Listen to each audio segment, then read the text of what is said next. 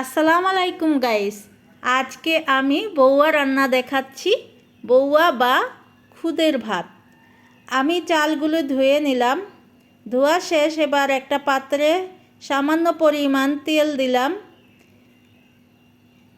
আমি কিছু পেঁয়াজ কুচি ছেড়ে দিলাম। পেঁয়াজ হালকা বাদামি কালার হয়ে আসলে আমি ধুয়ে রাখা সেই চালগুলো এখানে দিয়ে দিব।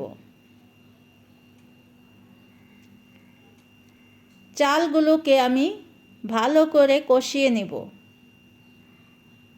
বউয়া রান্না করতে এখানে আমি সিদ্ধ চালের খুদ নিয়েছি। আমি কিছু পরিমাণ লবণ দিয়ে দিলাম, পরিমাণ মতো। আমি ভালো করে নেড়ে চেড়ে তারপর এখানে আমি পানি অ্যাড করব।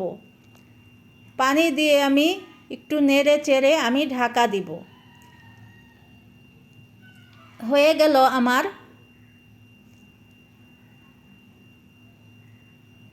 খুদের ভাত বা বউয়া।